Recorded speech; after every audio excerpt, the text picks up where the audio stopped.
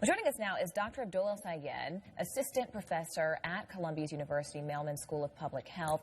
I actually want to start there, Dr. Sayed. I mean, 36 years old, Angelina Jolie is, and she has the chicken pox. How unusual is that? Yeah, it's relatively unusual. Most people, particularly in her generation, have had chicken pox during childhood, but it's possible that if you've had it, you can get it again, although very, very unlikely. It's also possible that she hasn't had it.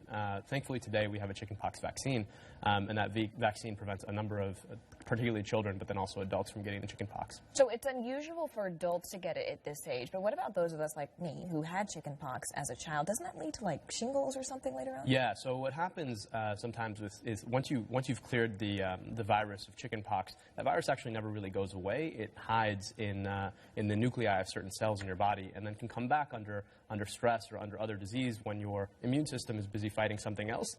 It'll come back and it'll show up as sort of a rash with a really painful itch and burn, and that's the shingles. But thankfully, also we have a vaccine for that, which really just updates the immune response against it and prevents those viruses from coming back and causing the shingles. Well, speaking of vaccines and viruses, 10,000 people, that's how many cases of whooping cough have been found in California, calling it the worst epidemic in decades. Mm-hmm. What gives? Why now? Yeah, there are really two trends that are leading into this epidemic here. The first, and we've been talking about this quite a bit, is that people are starting to question whether or not it's a good idea to vaccinate their children. Now, what people don't always realize is the decision to vaccinate is not just about the individual, him or herself. But when we choose to vaccinate, we also protect others around us because we decrease the likelihood that they're going to come in contact with the virus or the bacterium.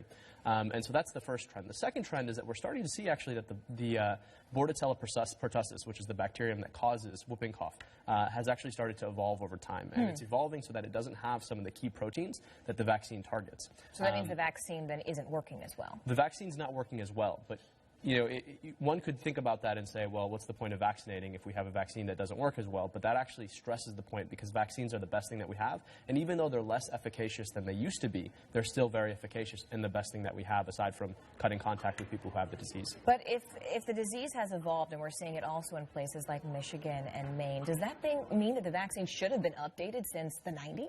It's easy to say that, and the short answer to that question is yes, ideally we would have updated the vaccine.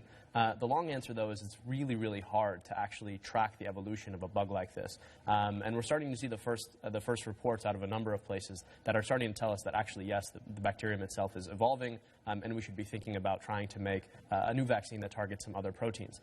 The other thing to remember, though, is where we're having outbreaks, there's no coincidence that these are also the places where we have the highest numbers of things like vaccine waivers, people who are choosing not to vaccinate their children. And so there's no doubt that the choice not to vaccinate is in part driving this. Interesting, but what about the mumps? We've seen multiple teams within the NHL coming down with the mumps. Why is that? Are athletes more prone to this? There's nothing about being an athlete that makes you more prone to something like the mumps. The mumps is a viral disease, and any of us are prone to it if we're not adequately vaccinated. In fact, most of the people in the NHL have been vaccinated. The thing about mumps vaccine is it's one of the less efficacious vaccines. The two doses that are recommended only... Even less than the whooping cough. Even less than the whooping cough. Okay. So it's only even from the beginning, right? Forget any evolution of the causal agent here. We're just talking about the vaccine itself. And so what happens is you have athletes, and there's nothing about them being athletes, but they spend a lot of time in enclosed spaces. The nature of hockey is that it's a contact sport, and you can imagine saliva flying everywhere. And that's the kind of thing that transmits the mumps. So if these guys are practicing 2, 3, 4 hours a day, every day in enclosed spaces, traveling together, there's no doubt that they'll come down with it. Saliva flying, totally not the image I wanted in my brain on a Saturday morning, but the information I did. So thank you so much, Dr. Abdul El-Sayed. Thanks so much for joining us from Columbia this morning. Always a pleasure to have you here. Thanks for having me.